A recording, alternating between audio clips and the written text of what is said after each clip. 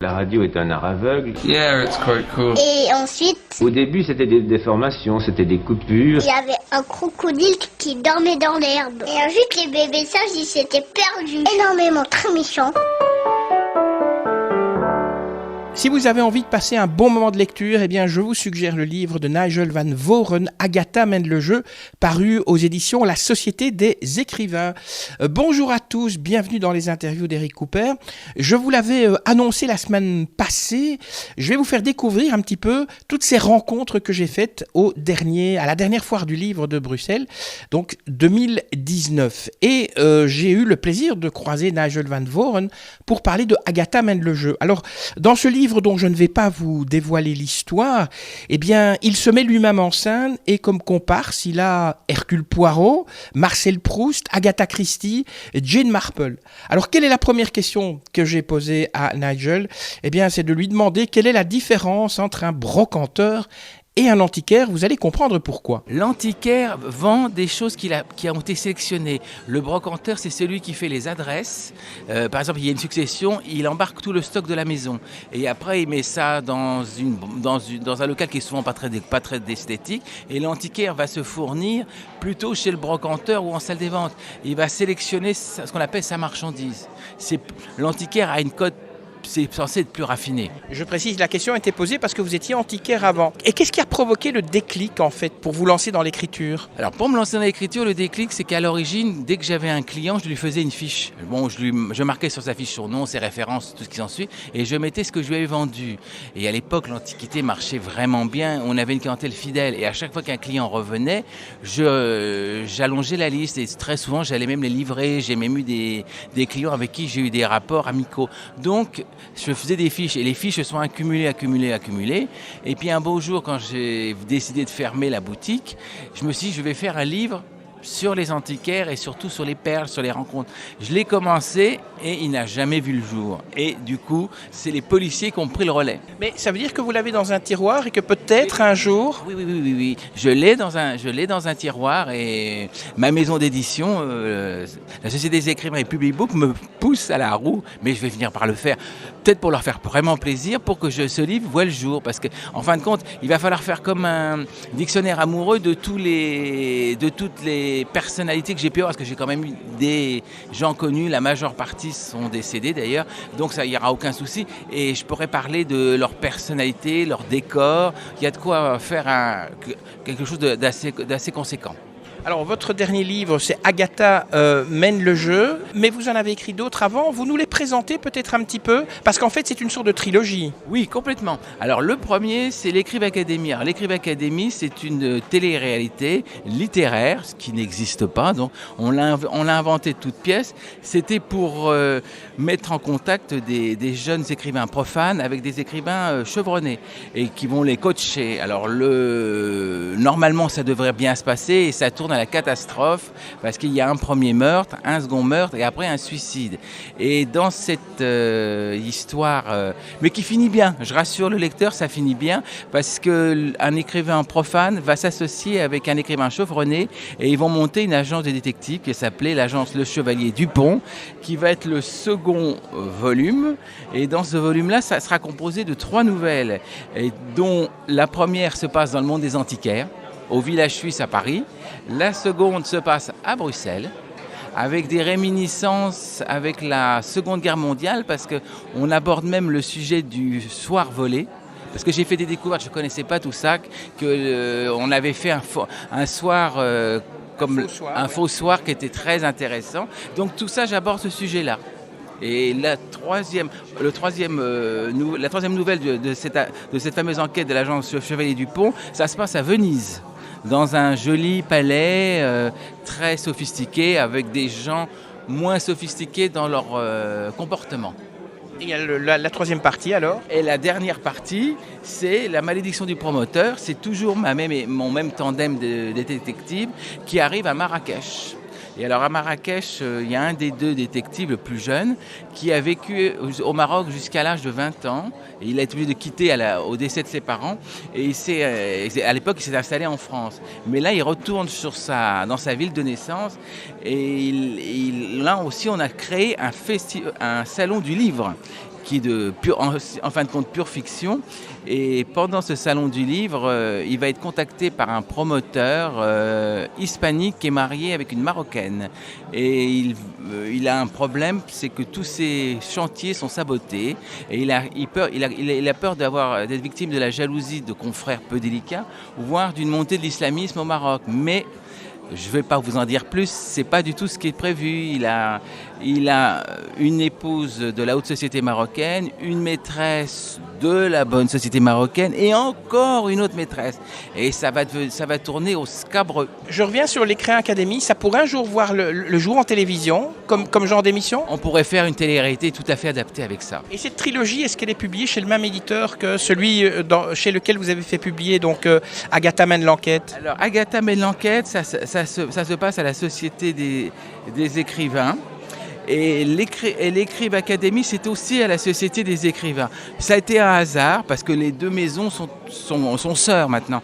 Mais les enquêtes du Chevalier Dupont et la malédiction du promoteur, c'est chez Publibook. Mais bon, c'est juste un hasard, parce que j'ai l'habitude de travailler avec les deux maisons, parce que le contact passe très bien avec les deux équipes. Agatha mène le jeu, c'est votre dernier roman. Vous avez écrit un roman dont vous êtes le héros. Oui, je me suis mis dedans parce que je me dis, tant qu'à faire, autant se faire plaisir. On est toujours mieux servi par soi-même. Et puis je ne savais pas qui mettre d'autres. Et puis moi, je me desserre pas, mais je m'améliore pas non plus. Hein. Donc c'est le vrai vous en fait qui est dans ce livre. Oui. Peut-être plus que je le crois, parce que mes proches qui l'ont lu m'ont dit, ah oui, tu t'es quand même bien cerné. Alors, en deux mots, vous donnez un petit peu l'histoire de Agatha mène le jeu, mais sans trop en dire, parce qu'il faudrait que le lecteur il lise le livre aussi. Ah oui, il faut qu'il lise le livre. Mais c'est-à-dire que c'est très imaginaire, parce que dans la première partie, l'écrivain vraiment rêve. Il a déjà écrit le premier livre, l'Écrive Academy, et il rêve que sa carrière démarre. Donc il se dit, si ça démarrait, j'aimerais être un peu au niveau des très grands auteurs. Bon, il y a encore un long parcours. Donc il rêve de contacter Madame Christie, qui était quand même la reine du crime, qui avait un niveau incroyable. Personne n'arrivera à écrire ce qu'elle a écrit. Hein. Faut pas se leurrer. Donc, et Marcel Proust, c'est l'inventeur du nouveau roman. Donc ce sont des références. Donc c'est amusant de les prendre et d'en faire un tandem improbable. Ils auraient peut-être pu se connaître dans les dates, et encore, mais les mettre ensemble et on les fait qu'ils s'entendent. C'est ça qui est drôle. Parce qu'ils ont une certaine complicité, parce qu'ils se retrouvent dans un monde imaginaire comme une académie où ils gèrent les nouveaux arrivants qui décèdent. Parce que dans le propos du livre, quand un écrivain décède, il postule pour arriver dans cette espèce de confrérie de l'au-delà, dans laquelle ils sont censés parler de leurs écrits et accepter des nouveaux arrivants au fur et à mesure qu'il y a des décès sur Terre. Mais ils tournent en rond. Alors le fait qu'ils descendent entre guillemets sur Terre voir un jeune auteur, pour eux c'est passionnant, parce qu'ils vont pouvoir découvrir un autre univers, parce qu'ils sont morts depuis belle lurette. Christie est mort en 76 et Proust est mort en 22.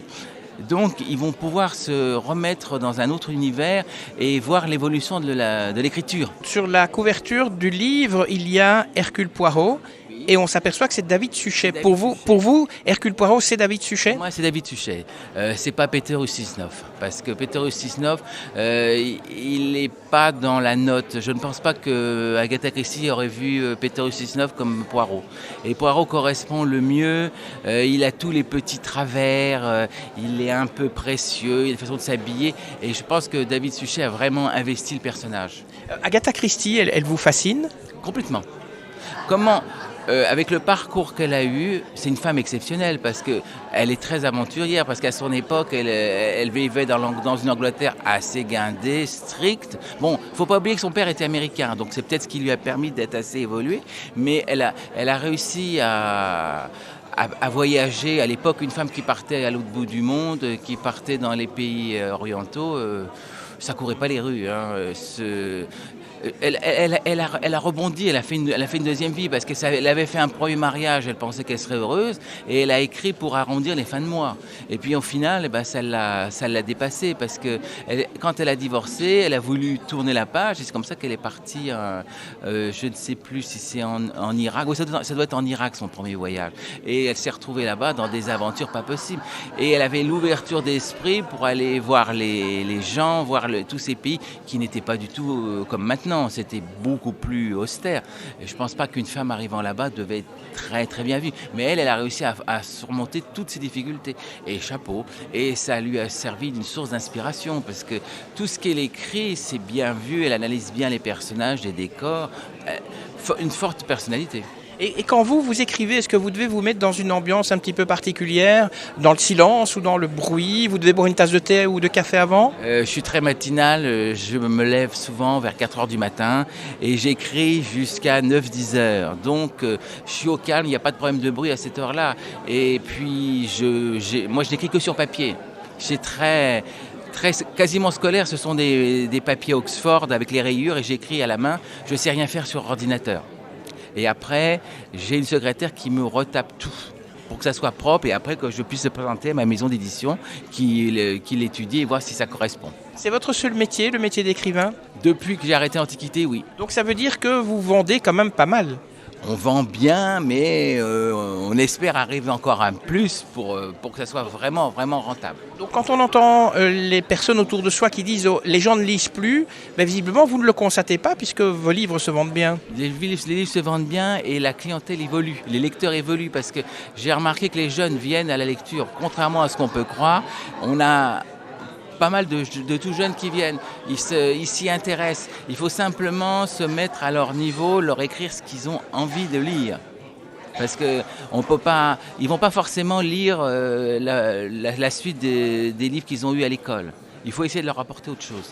Et quand vous lisez, quel genre de littérature vous lisez? Agatha Christie et d'autres? La collection Masque, Simenon, tous les policiers classiques, mais maintenant je m'intéresse plus à la lecture moderne. J'ai un site Facebook sur lequel je passe mes lectures. Je lis en principe 2 à 3 livres par semaine. Donc ça me permet de m'ouvrir l'esprit et je reconnais que j'ai peut-être une priorité sur les livres neufs, les livres récents. Je m'intéresse plus aux nouveaux écrivains qu'aux anciens. Oui, il y en a certains que je vais relire, mais je vais plutôt vers l'écriture moderne. Agatha mène le jeu, est-ce que ça va aussi être un triptyque? Il y a une suite qui est quasiment finie, qui doit sortir en octobre. Et là, je suppose que votre éditeur, il vous court derrière pour l'avoir. Ah oui, on en parle, c'est déjà en période de correction et ça va arriver pour octobre. Et on peut déjà dévoiler un petit peu une partie de l'histoire? Alors l'histoire, ça va être que Hercule Poirot est un grand fan de Vera Rosakoff, la comtesse russe, qui le mène largement en bateau et elle va se servir de lui pour se sauver d'un mauvais pas. Et elle va profiter de son indulgence et de sa complicité pour échapper à la prison. Et Hercule Poirot a un cœur d'artichaut, ça peut paraître drôle, et il est partagé avec la passion d'une autre personne. Ça, je ne vais pas vous le dire parce que je veux que vous lisiez mon livre. Et on va montrer là ses insuffisances parce qu'il fait comme tout le monde. Il a beau être le plus grand détective au monde, entre guillemets, et ben il a un cœur d'artichaut, on peut le faire marcher à la baguette. Et ce livre, il sortira quand? Je pense en octobre. Ça dépend du timing, mais bon, c'est prévu pour l'automne, quoi. Ça y est, c'est fini.